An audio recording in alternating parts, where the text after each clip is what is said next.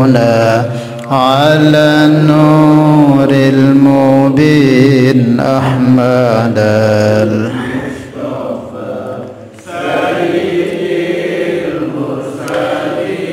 وعلى آله وصحبه أجمعين وعلى آله وصحبه صلى الله ربنا على النور المبين أحمد سيد المرسلين وعلى آله به أجمعين وعلى آله وصحبه أجمعين. بسم الله الرحمن الرحيم. إلى حضرة النبي المصطفى رسول الله صلى الله عليه وسلم وعلى آله وأزواجه ذرية الصحابة وأتباعه، إلى حضرة جميع إخوانه من الأنبياء والمرسلين والشهداء الصالحين أولياء المقربين علماء العاملين المصنفين وجميع الملائكة المقربين، وخصوصا لمصنف هذا الكتاب الإمام أحمد بن عطاء الله السكندري رضي الله تعالى عنهم. شاء لله لهم الفاتحة. الحمد لله رب العالمين. إياك نعبد وإياك نستعين اهدنا الصراط المستقيم صراط الذين أنعمت عليهم. Ya, insyaallah kita lanjutkan.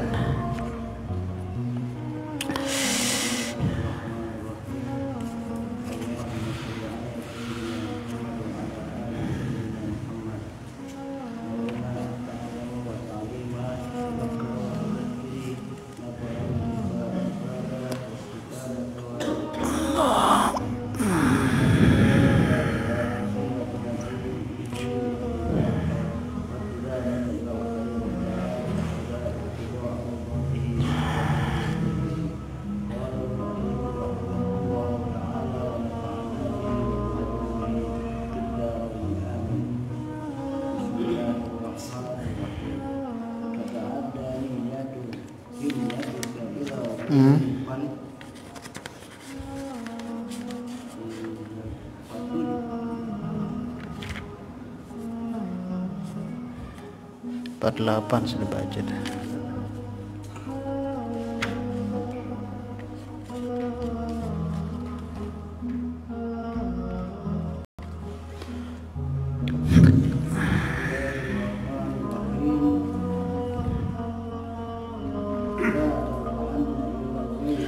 Balik mudi malik.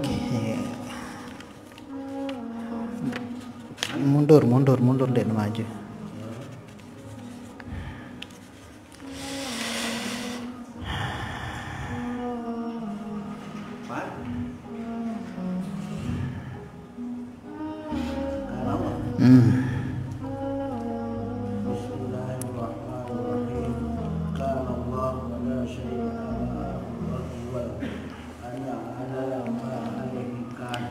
Bismillahirrahmanirrahim. Nawaina ta'allum wa ta'lim, tadhakkur wa tadhkir, nafa wal intifa, ifada wa istifada, wa hatha ala tamassuki bi kitabillah wa sunnati nabiyhi wa dilalata ila al-khair wa du'a ila al-huda ibtigha mardatihi thawabihi wa qurbihi. Amin.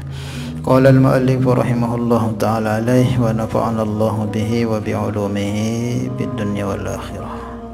Niki hikmah yang kita bahas niki sangat pendek sekali, maka mungkin mudah-mudahan kita bisa memahami nanti keterangannya. Bunyi hikmahnya, kana Allahu wa la syai'a ma'ahu wa huwa al-an ala ma alaihi kan. Artinya kana Allahu, kana adanya Allahu, Allah, keberadaan Allah, wala syai'a, dan tidak ada sesuatu ma'ahu yang membersamai Allah subhanahu wa ta'ala.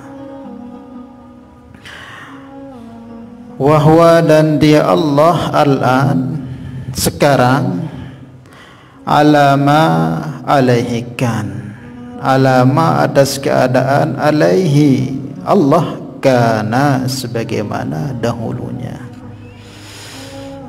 Ini kita madik ngaji bahas ilmu akidah sifat 20-an yang pelai ini ngaji akidah. Makanya kajian hikam ini lengkap, ada syariatnya juga ada tasawufnya, ada akidahnya juga ada. Menunjukkan beliau ini juga yang ngarang ini orang-orang yang ahli akidah, ahli tauhid. Karena adanya Allah dahulu di azalinya, sebelum adanya apa-apa ini. Wala syai'a mahu, tidak ada yang membersamai Allah subhanahu wa ta'ala. Kalau dalam ilmu akidah ini bahasan sifat apa ini? Sifat qidam, yaitu wujuduhu bila ibtida, keberadaan Allah itu tanpa diawali dengan permulaan. Adanya Allah itu tidak ada yang membersamainya. Maka dari sini kita pahami bahwa tidak boleh kita katakan Allah itu berhajat atau butuh kepada sesuatu. Wahwal an, dan dia Allah itu sekarang alama alaihikan, sebagaimana keberadaannya dahulu itu. Sebelum adanya sesuatu diciptakan oleh Allah, makhluklah ini, maka Allah itu tetap keberadaannya seperti azalinya. Dan selepas adanya sekarang ini semesta dan sebagainya ini, tetap juga keadaan Allah itu seperti kana dahulu, enggak berubah keadaan Allah. Adanya makhluk, sebelum adanya makhluk, ketika adanya makhluk, dan nanti selepas dihancurkan makhluk itu Allah sedia adanya seperti dahulu. Enggak ada yang membersamai Allah. Maka enggak boleh kita katakan Allah itu berada di arsy, berarti ada yang membersamai Allah. Jadinya Allah bersama arsy, jadi dua searah jadinya. Jadi Allah itu keberadaannya dari awal azalinya, keberadaan Allah yang tanpa permulaan itu sebegitu keadaannya. Kemudian sekarang ini ketika keadaan ini berada tetap dalam keadaan azali itu, dia enggak membutuhkan apa-apa ini. Dan nanti segala sesuatu dihancurkan oleh Allah, tetap juga keadaan Allah seperti azali. Maknanya yang kedua ini Allah itu baqo itu apa? Wujuduhu bila intiha, keberadaannya tanpa ada penghabisan. Kalau dalam ilmu akidahnya disebut tidak pernah terjadi perubahan pada diri Allah subhanahu wa ta'ala. Ini kita bahas ngaji sifat Allah yang kedua dan ketiga, qidam dan baqa. Maka tidak boleh kita nisbatkan apapun bersama dengan Allah, baik itu tempat ataupun zaman. La yahwihi makan wala yastamilu alaihi zaman. Allah itu tidak terkait dengan tempat dan juga Allah tidak terkait dengan zaman, karena keberadaan Allah itu sebelum zaman ini ada dan sebelum tempat ini ada, Allah itu sudah ada di azalinya. Maka enggak boleh kita nisbatkan ada bagi Allah itu jarak, zaman atau waktu, ada bagi Allah tempat, itu enggak boleh. Lemah jadinya Allah. Yang butuh tempat, waktu ini kita ini, sehingga ada masa muda, masa kanak-kanak, masa tua, karena kita ini berubah keadaan kita. Masih butuh waktu. Sekarang kita sehat, besok kita sakit. Sekarang kita kuat, besok ini waktu. Itu menunjukkan adanya waktu. Itu fungsinya untuk kita. Nah, Allah ini Maha yang tidak berubah keadaannya, maka sangat mustahil Allah itu terkait dengan waktu, apalagi tempat. Allah di arsy. Enggak. Allah tidak berada di atas arsy atau di bawah arsy atau di samping arsy, kiri kanan atau di dalam arsy atau tidak berdekatan dengan arsy. Enggak. Paham ya? Nah, enggak. Karena kalau sampai kita maknakan Allah itu bertempat di arsy, berarti dua. Ada arsy, ada Allah. Nah, otomatis yang namanya tempat itu bisa lebih besar daripada zat itu. Kita berada di musola, besar mana kita sama musola? Hah? Segini banyak kita ini masih banyak yang kosong gitu. Nah, berarti ada yang lebih besar daripada Allah jadinya. Nah, tidak boleh ada Tuhan itu mengalahkan kebesarannya daripada makhluk. Maka maha suci Allah daripada mengambil tempat. Paham ya? Ini dulu sering sudah kita bahas di dalam masalah kajian akidah sifat 20 itu. Jadi kita sucikan Allah dari diikuti atau disertai dengan zaman ataupun waktu. Keberadaan Allah akan selalu seperti sedia kalanya di azalinya Allah Subhanahu wa ta'ala. Paham ini ya? Maka sebagian ulama menjelaskan ini ada sangkut pautnya dengan hikmah yang kemarin yang kita baca itu. Ini kan kajian ini supaya seseorang itu betul-betul menafikan, betul-betul dia tanamkan dalam hatinya bahwa yang ada hakiki yaitu hanyalah keberadaan zat diri Allah Subhanahu wa ta'ala. Yang selain daripada Allah itu dia ada karena diadakan oleh Allah. Dia wujud karena diwujudkan oleh yang selain Allah itu. Seperti itu keadaan. Yang hakiki ada itu hanya zat Allah. Ketika Allah ciptakan, ketika Allah ada dalam azalinya, makhluk yang pertama kali Allah ciptakan itu namanya Nur Muhammad. Nah, dari Nur Muhammad Allah ciptakan kolam, arsy dan sebagainya. Dari situ Allah ciptakan apapun yang wujud sekarang ini. Maka Nabi kita Muhammad itu nurnya disebut sebagai Sayyidul Wujud Asbabi Kullil Wujud. Perkara yang pertama kali diwujudkan oleh Allah, pimpinannya segala yang wujud, dan asbabnya lah Allah wujudkan yang lain-lain tersebut. Nah, itu juga Nur Muhammad ini jangan sampai kita katakan dia seperti zat diri Allah. Dia juga tetap makhluk, dia tetap diciptakan oleh Allah Subhanahu wa ta'ala. Maka dalam ilmu akidah dulu sering dijelaskan, walaupun dinisbatkan kidam, tapi kidamnya itu tidak kidam seperti kidam Allah yang ada tanpa permulaan.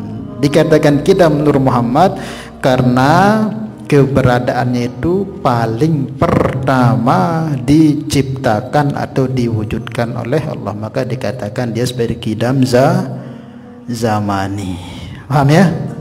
Ya, karena sebagian ada orang memahami, termasuk tasawuf juga yang mengatakan bahwa Nur Muhammad itu Allah itu ya.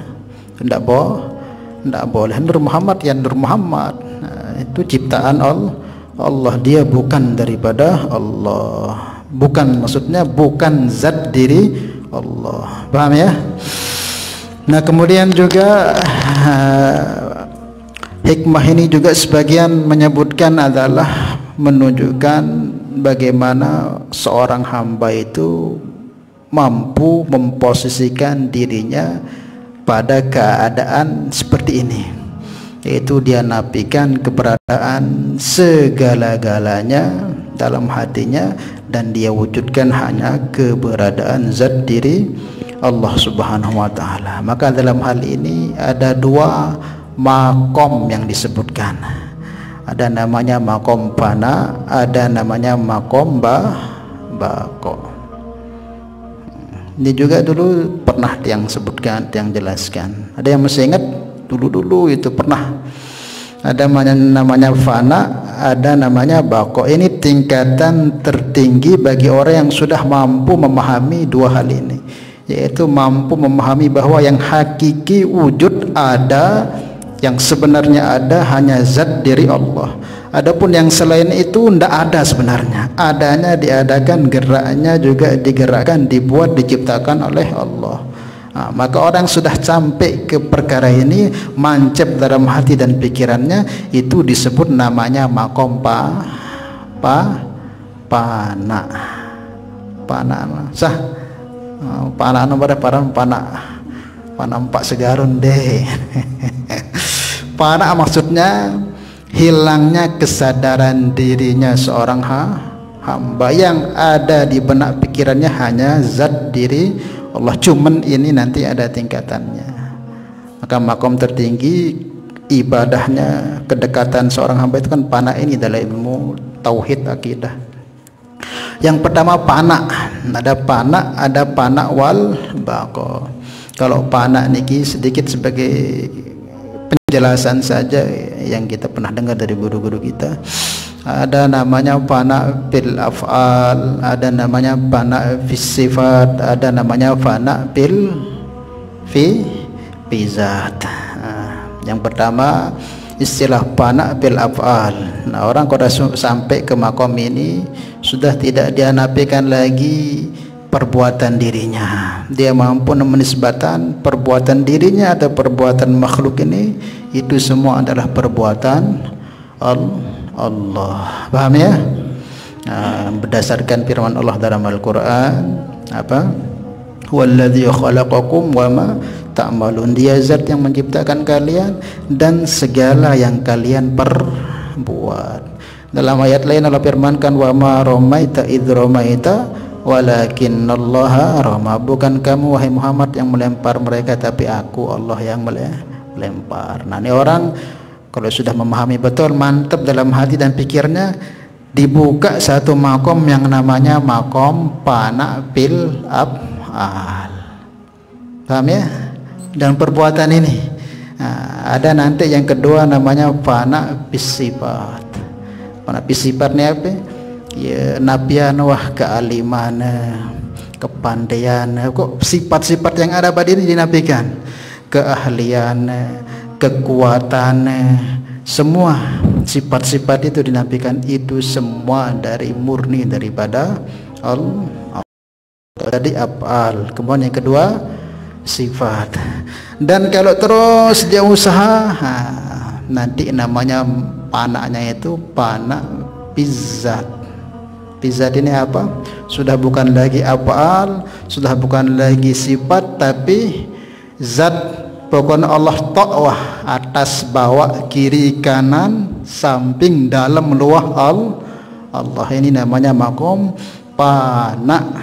Hilangnya kesadaran diri seorang hamba yang ada pada dirinya Allah. Seperti kemarin yang jelaskan, inilah makom yang dimiliki oleh tokoh-tokoh sufi yang terkenal sampai dibunuh itu, Al-Hallaj, Abu Mansur Al-Hallaj, murid daripada Syekh Junaid Al-Baghdadi. Termasuk di tempat kita nih, di negeri kita ini ada yang mewarisi ilmunya. Siapa namanya? Syekh Siti Jenar. Ma bi jaibi illallah, tidaklah di kantong kini kecuali Allah. Di dalam siapa? Di dalam Abu Mansur, di dalam Allah. Bukan Abu Mansur, bukan Allah. Pokoknya Allah, tak itu orang tenggelam. Itu namanya pana pizzat. Sudah enggak disadarkan lagi dirinya. Ibarat orang tenggelam itu sudah mau ke kiri, mau ke kanan, mau ke atas, mau ke bawah, mau ke mana saja, air tok dalam dirinya, bahkan di dalam perutnya pun penuh air juga, karena tenggelam kan, minum airnya. Seperti itulah keadaan orang. Maka keadaan seperti ini orang tidak boleh kita ikuti. Orang seperti ini tidak boleh kita ambil ilmu, tidak boleh kita berguru. Kalau kita berguru dengan orang seperti ini, wajib pasti kita akan tersesat, karena orang tidak sadar itu. Orang nggak sadarkan dirinya aja nggak bisa dia kendalikan, apalagi mau ngajar kita. Maka teman-teman yang ngaji tasawuf itu yang paling penting sebelum ngaji tasawuf pada ambil thariqah itu, lihat sanad keilmuannya. Dendek barah de ngambil thariqah ndek guru-guru sa mbe jageton beguru ndek tahu. Nah, itu bahaya nanti, nggak ada pertanggungjawabannya nanti. Cari sanad keilmuan ini sebagaimana sanad keilmuan dia punya sanad, tariqah zikir pun juga dia punya sanad itu, supaya kita tidak tersesat.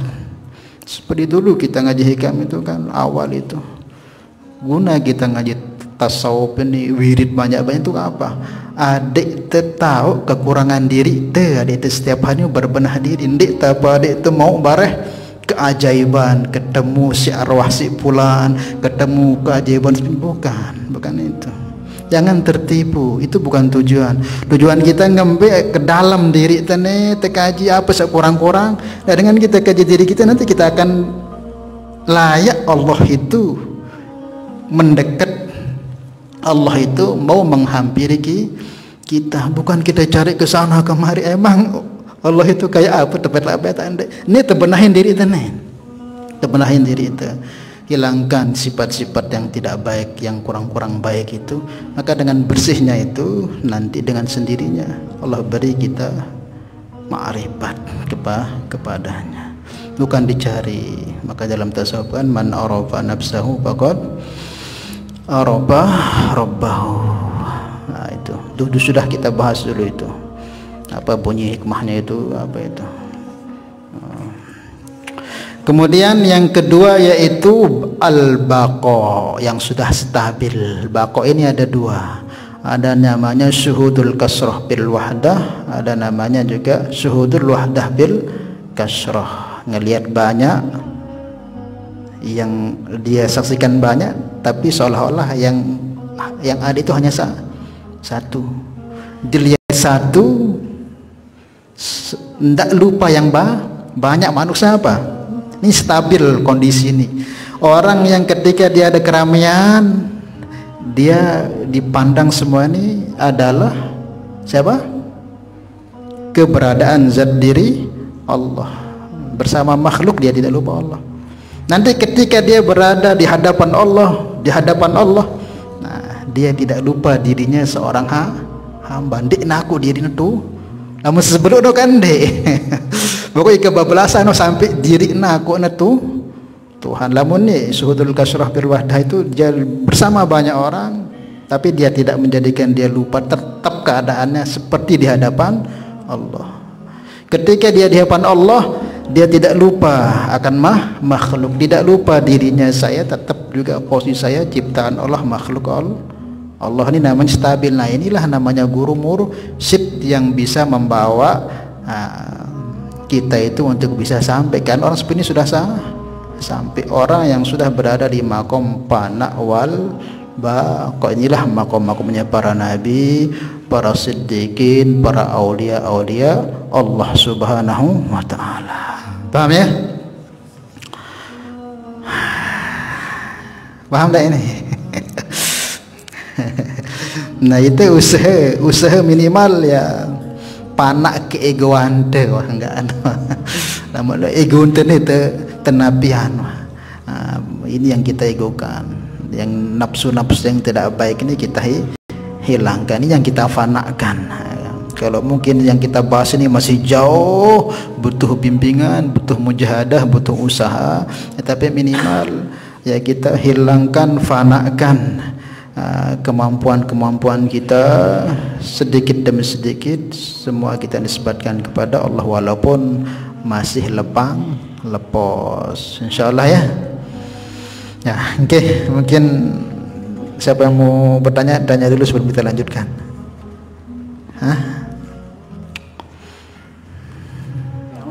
Ya.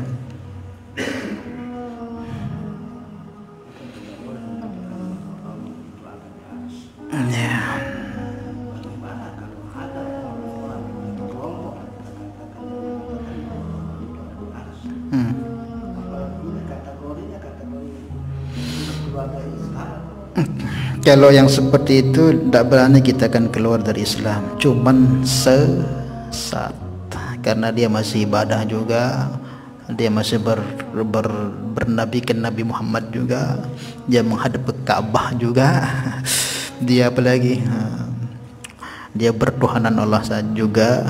Saya punya Kiai Zaron Itu beliau katakan orang-orang yang pemahaman seperti itu tidak berani kita katakan keluar dari Islam, cuman kita katakan tersesat. Mereka itu tersesat. Kenapa tersesat? Karena menisbatkan yang tidak layak kepada zat kesempurnaan diri Allah. Dianggapnya Allah itu lemah, berhajat, butuh. Itu semua tidak layak dinisbatkan kepada Allah Subhanahu wa taala.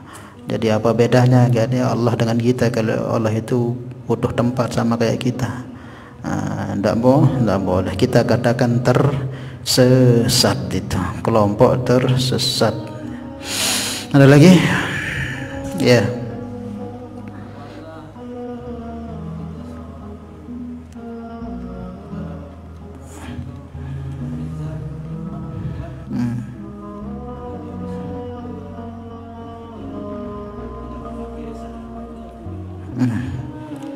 Ya. Orang yang berada di panak pizza ini bisa berubah, bisa turun lagi karena belum stabil, belum bakok itu akhirnya kan menetap, sudah nggak berubah. Tapi kalau panas terpanak bisa turun lagi dia, bahkan bisa terpeleset, bisa rendah lagi dia kalau udah nggak ditolong oleh Allah Subhanahu wa taala. Maksudnya apa? Ketika dia usaha sampai panak pizza, bisa turun dia ke panak sifat kalau dia lemah lagi, kalau tidak ada bimbingan lagi, bisa error gila, malah bisa malah rendah-rendah lagi bisa. Karena banyak kan ceritanya itu yang sering ceritakan siapa namanya, yang punya makom ngelihat ke atas itu lihat surga, lihat ke bawah lihat neraka, santri-santrinya bisa terbang macam-macam. Itu Bal'am bin Ba'urah itu.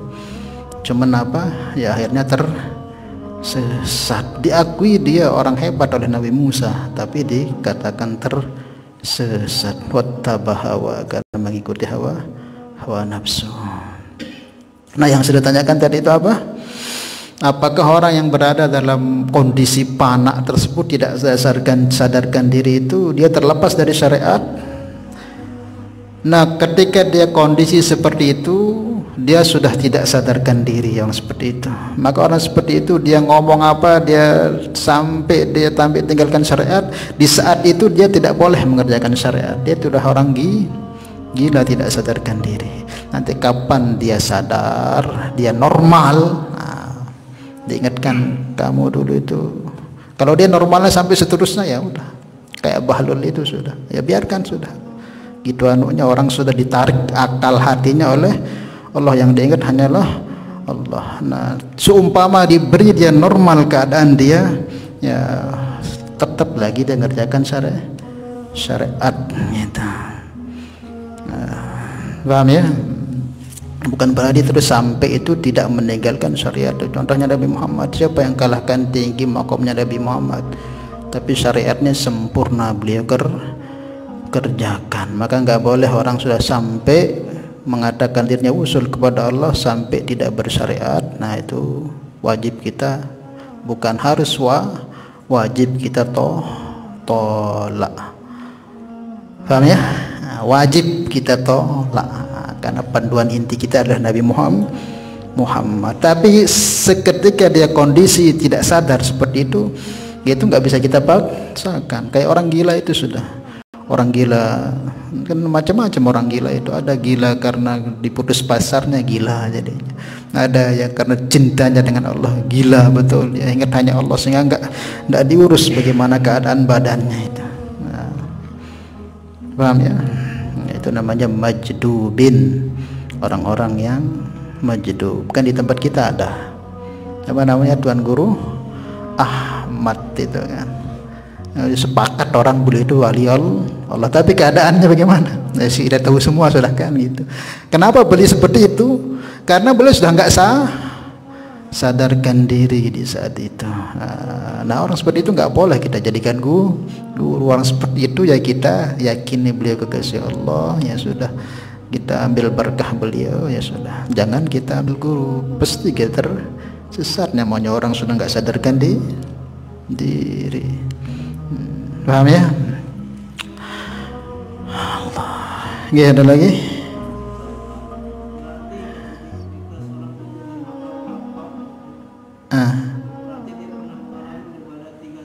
sudah mesti sudah lewati. Orang kalau sudah punya makom bako berarti sudah dilewati namanya af'al, zat dan sifat, sudah lost, sudah selamat. Nah ini yang bisa turun naik, yang bisa menjadi pembimbing rohani ya daripada hamba-hamba Allah. Maka puncak tertingginya kan itu di atasnya itu sudah, kalau sudah makom pana wal bako itu sudah sempurna. Tapi kalau pana atau ini belum, bisa turun, bisa hilang, enggak sempurna dan sebagainya.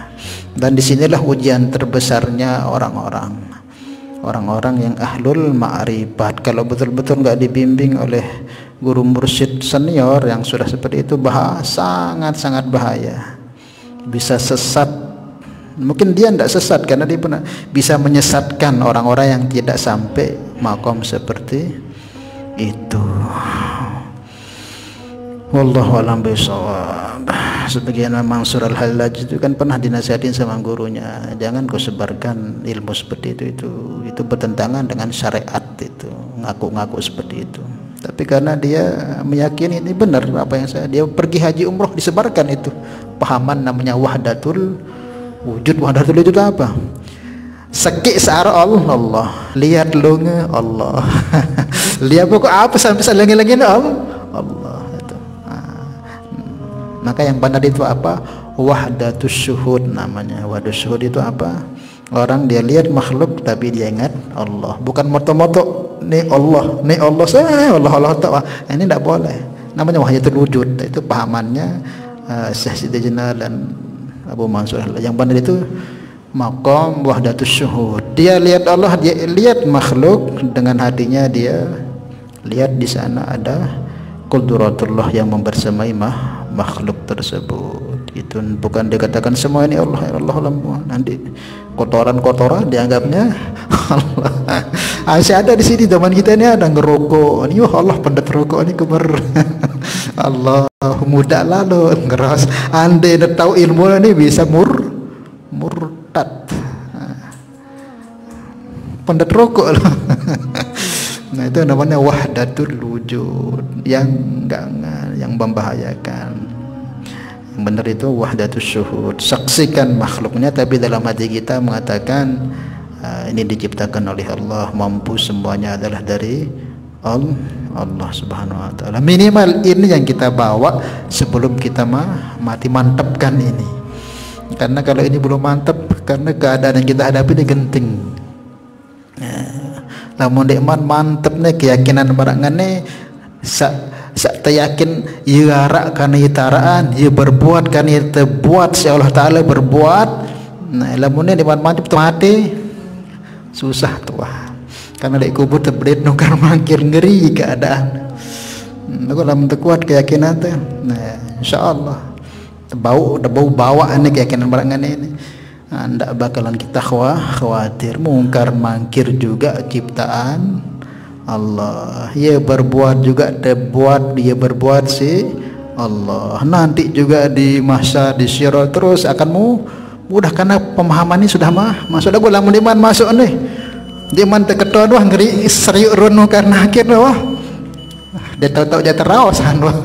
Goyo tak berjawab Allah Rabbi nyeri doang mah ditebak tahu ngerawas wah. Aku lamun mantep nih. Aku masih makhluk pada marasida. Ini kan tuh ngerawas doang. Lagu ini memang harus usaha yakin marangan ini. Yakin bahwa searah hakiki no Allah, sa berbuat hakiki no Allah, sa lain-lain ni ia tepi ya ia berbuat dia bau si Allah Ta'ala ya saat tebu atau minta keyakinan marangan ini mantep buruk tema mati insyaallah aman. Lagu lamun dekman buruk gedik sekejap tuh Allah. Nah ini jauh. Paham ya? Dekman terdengarnya marbuka, wah lupa tak apa-apa. Itu usaha insyaallah ya.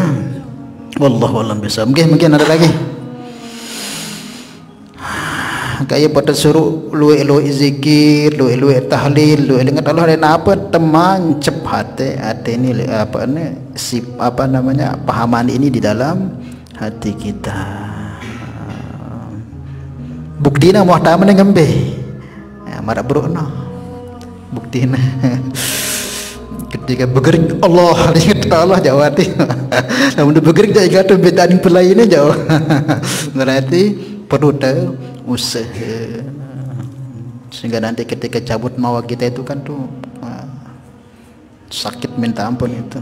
Jadi kita akan ingat Allah. Maka kita mohon minta kepada Allah jangan sampai dicabut nyawa kita sebelum kita punya keyakinan yang mantap seperti ini, supaya nanti ketakutan-ketakutan yang kita hadapi ketika sakaratul maut, ketika dikubur nanti ketemu dengan makhluk-makhluk yang mengerikan, di sirat nanti matahari dan sebagainya, itu bisa tabah kita dengan keyakinan yang kita miliki. Sebagai Sayyidina Umar ditanya di kubur itu, man rabbuka, dibalik tanya sida dulu jawab saya Tuhan sida. Dijawab balik kan, orang keyakinannya seperti itu kuatnya.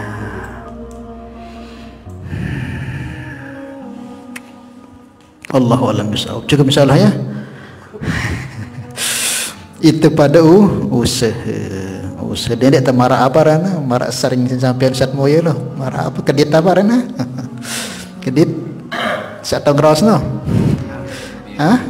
Beyo terlatih zikir si EP nanti apa-apa zikir lah pas terjat tegorok apa kan kok nak itu kuat zikir dan batu mati itu barang lain kita sebut. Maka apa semakin kuat zikir juga kita bersihan itu dan usaha tanamannya. Maka caranya supaya masuk ke tempat seperti tadi ini yang kemarin itu caranya su'aul basirah itu tetap kita bersihkan dan kita banyak ingat Allah lah intinya. Wallahu a'lam bishawab. Semoga Allah Subhanahu wa taala berikan kepada kita kepahaman terhadap yang kita kaji ini, mudah-mudahan bisa menjadi mancap di dalam kalbu kita, hati kita. Al-hadhihi niyah al-fatihah. Bismillahirrahmanirrahim. Alhamdulillahi rabbil alamin. Ya kana mudakana istintana siratal mustaqim siratal ladzina an'amta alaihim. Salatullah salamullah ala taha Rasulillah. Salatullah salamullah ala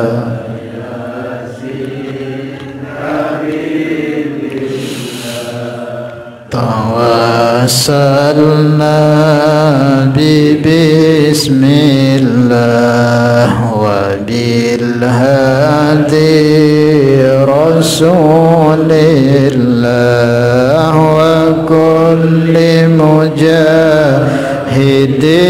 lillah bi ahlil badri ya Allah.